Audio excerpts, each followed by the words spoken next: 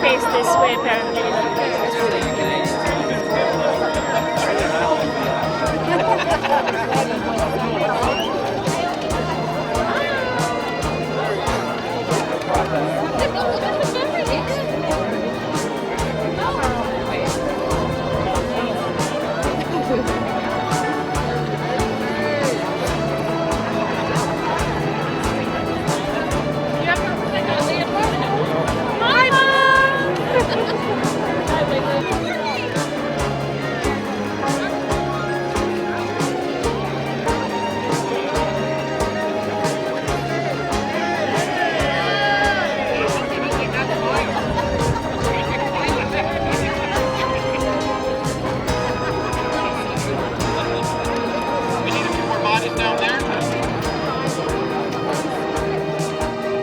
Today we closed down our Canadian manufacturing operations. Was there anything that I, as an employee, could have done to change the outcome? Could I have bagged one more roll of color paper? Could I have spooled one more roll of film? Could I have shipped one more box out of the warehouse? Could I have sensitized coated one more roll of film or paper? Had I done those things, would the end result be different? The simple answer is no. The industry is changing, it's changing rapidly, and Kodak has to react to remain competitive. I just want to reiterate what is known at the highest levels of the Kodak organization, that Kodak Canada employees can and will continue to rise to any challenge, complete the tasks under any circumstances, and still maintain the highest quality standards. I want to personally thank each of you, from myself, the manufacturing leadership team, the operations team, the whole Kodak management team. You have showed that the Kodak Canada employees are the classiest employees throughout the whole Kodak organization. With that, I would like to officially welcome all of you today and invite Derek Buttevant to the podium. So I thank you and I applaud you. Thanks, Larry. Good morning, everybody. Larry's touched a lot on what we've accomplished over the years by sharing some of his very personal memories of his 40 years here. So I'd like to take a few minutes to share how we got here today. What we once knew as change is now a transformation. What was once slow and predictable is now rapid and harder to see. What was once comfortable is now very uncomfortable. That is in fact the reality of our industry. In the office, the plant, and on the road, we've faced many challenges over the years. None have been as significant as the fundamental structural changes our society faces in the transformation to digital. For over 105 years, the Canadian employees of Kodak Canada have developed a richly deserved legacy within the Kodak world. Dedicated, innovative, and contentious, Kodak Canada employees have left their mark at work and in the communities where they live. This is a legacy that I know will continue. Established in 1899, we started the manufacture in Canada in 1900. That year, we bought bulk film and photographic paper from Rochester for 10 employees to cut and spool. The first year's sales were $69,000. In 1914, construction began on 7 buildings at Kodak Heights, a 25-acre property at Weston Road and Legnington Avenue. A 48-gallon copper kettle with a silver-plated liner was installed in 1915 to make photographic emulsion for black and white papers. The 127th Battalion of the Canadian Infantry rented Building 5 in 1916 for $1. In 1917, the on-site fire brigade was formed, and by 1918, the department had 33 people. Wow, they grew pretty fast. By 1925, Canadian Kodak Company Limited was celebrating 25 years in Canada. George Eastman visited Toronto, where the 7-building plant and office complex and 900 staff supported the photographic industry.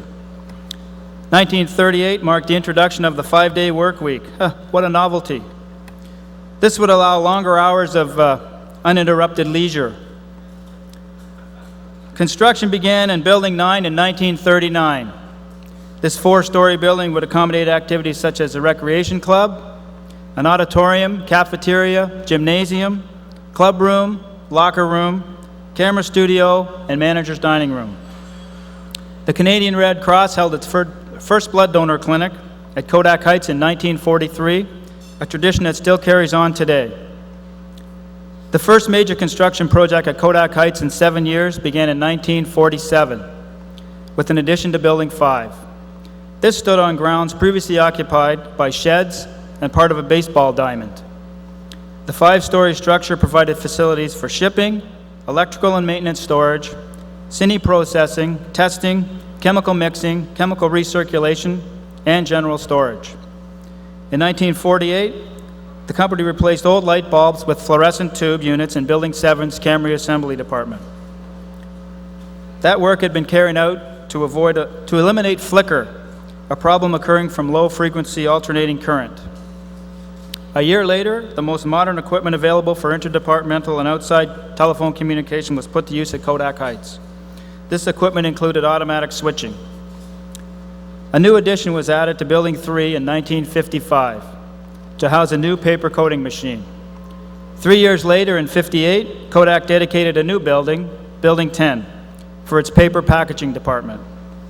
This brought the total number of on-site buildings to 10 and would complete a 5-year, $5 million expansion program of paper manufacturing facilities. 1960-61 saw the renovation of Building 7, with an enlarged medical department, a new training department, and a modernized Kodak Technical Service Center. The 60s were years of significant change. Construction of a new distribution facility, Building 11, began in 1962. While in '63, Kodak announced a big expansion program with construction of a new manufacturing plant. Designated Building 13, the film and coating structure increased the company's square footage total to approximately 1,040,000 square feet, or nearly 25 acres. In '64, the first computer was installed at Kodak Canada. The IBM 1401 replaced the punch card system that had been used for entering dealer orders and performing many other accounting functions. By '68, an expansion program had begun for Building 11, allowing an extra 42,000 square feet of expansion for the company's wage standards, industrial engineering, data processing, payroll and customs, and traffic departments. 1968 also saw Canadian Kodak purchase 200 acres of land in Brampton because of space problems existing here at Kodak Heights. 1975, Kodak landmarks, the twin 59-year-old water towers, were dismantled from atop Buildings 3 and 5. Construction also began on a new Building 4, providing facilities for a consumer center and an enlarged apparatus service department. New technologies, changes in the competitive environment, and changes in demands of the world markets and service goals to our customers all contributed to the Toronto expansion program in 1986. More than 130 projects addressed the consolidation of operations in Toronto, the upgrading of photographic operations, the installation of automated finishing and handling systems, and the construction of an 18,000 square feet meter automated warehouse and distribution area. In 1988, Kodak Canada Inc. and Eastman Chem Inc. announced the construction of a bottle polymer manufacturing plant scheduled for completion in 1990. By January 1992, Kodak Canada became the first total company unit within the Eastman Kodak organization to achieve MRP2 Class A certification. In January '93, the British Standards Institute registered manufacturing and supply to the International Quality ISO 9000 standard following an audit. The PET plant was also registered. December 1994, the new power plant was completed. After equipment installation and testing, the plant was expected to be operational by September 1995. And the rest, as they say, became history.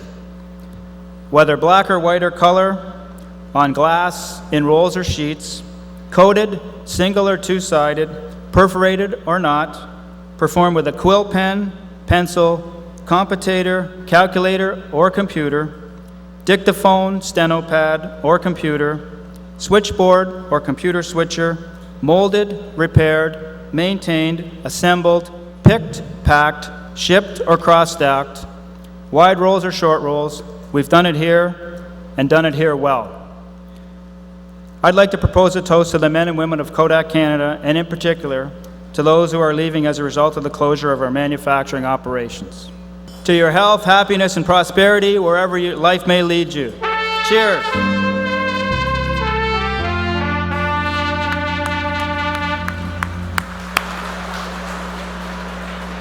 Thank you. I can now officially say good afternoon. Please join me in welcoming the President of Kodak Canada, Mike Ducey, to the podium. It's likely that each of us has said at one time or another, and we've certainly heard it at various times in retirement celebrations or other activities, through the generations, it's been the people at Kodak that make the difference, and make a difference at Kodak as well. Never has that been any truer than today. A very special welcome to everyone who could join us today. To all Kodak Canada employees, both past and present, we have over 500 retirees with us today, from as far away as Nova Scotia and British Columbia. Now, the closing of manufacturing operations really marks the end of an era and the beginning of a new one here at Kodak Canada. This is a very significant day for us, and to pass without ensuring we took the opportunity to recognize the significant contributions that each of you has made to Kodak Canada and to Eastman Kodak would not have been appropriate. Over our 105 years in Canada are rich in history, innovation, and exceptional people. It is a legacy that deserves celebration. This location is one of several manufacturing sites that we've had in Canada, and obviously one of the largest and longest over time. In 1912, George Eastman visited Toronto to talk with executives John Palmer and Stephen Cornell about expansion. For the record, that was also the first year of the wage dividend. In 1913, 25 acres of rolling farmland at Weston Road in Eglinton were purchased at a cost of $5,000 an acre. The name Kodak Heights became popular name and property shortly thereafter. In 1914, construction began on 7 buildings, and the rest is history. For those of you who were with us this morning, Derek covered a number of years and a number of events as we went through time. Kodak workers have a legacy that has withstood the test of time here at Kodak Canada. Over the years, as you saw in the films, many families and generations of families have worked here. You've met spouses here, you brought your children here as summer students and watched as they established careers with Kodak. You've worked with parents, aunts, uncles, and in some instances, grandparents. Many of these families are represented here today. Over the years, it would seem that if Kodak sold it, we produced it here at Kodak Canada. In black and white and color, you've coated, rolled, spooled, sheet, cut, boxed, assembled, converted, repaired, accounted for, and collected, repaired, planned and promoted, called on, serviced, and supported, all while developing true friendships that have adapted to the ever-changing times. As you know, the photographic industry is not the first to confront a major technology-driven change. We are not even experiencing the first transformation within our industry. Kodak was built on the shift from glass plates to roll film. By giving people easy access and inexpensive access to pictures, George Eastman made Kodak an icon. Over the many decades, and through all that has changed, you've worked hard and set examples for the rest of the Kodak world to follow. You've responded to any challenge the corporation has put in front of you. And you've done it with hard work, the pursuit of excellence, and the dedication to maintaining and growing our business here in Canada. You strive to make a difference, not only in where you work, but in the communities in which we live. You have exemplified the true meaning of the Kodak values. It's been over 6 months since we've announced the closure, a length of time that seems to have flown by. This closure has affected everyone in one way or another. Through this period of time, you've maintained your focus on our customers while elevating quality, service, and productivity. No small task, but I've said before, the people of this company know what needs to be done and they know how to do it. You're all about to embark on a new journey. Some of you leaving as a result of the closure have been faced with new decisions and challenges as you prepare to take your knowledge and experience in search of new employment. Others are going back to school to pursue a different career, while still others plan to spend the summer with their families. For those of you who are continuing on in support of Kodak Canada, change has become a way of life and will continue to be. We have yet to finalize where our future home of Kodak Canada will be.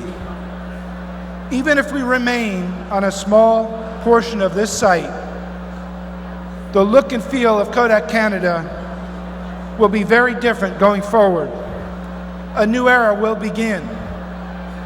What will not change, however, is the heart and soul of Kodak Canada legacy that you have built and the reputation that you have earned over the past 105 years. The essence of who we are does not change based on our physical location or surroundings. I know you will continue to embrace and take pride in the traditions that have been built here in Kodak Canada. So as each of you begin this journey, I'd like to share with you the words of Sir Winston Churchill. Success is not final. Failure is not fatal. It is the courage to continue that counts. Please take this opportunity today that presents itself to spend time together, enjoy the food and the exhibits, get your picture taken in the back with friends and old acquaintances, share the memories, and relive those special Kodak moments. There are thousands of years of those special moments in this room today.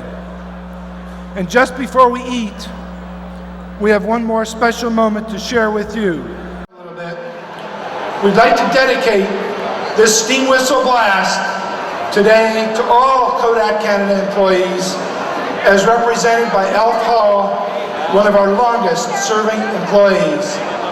Alf and family, if you'd be so kind, plug your ears.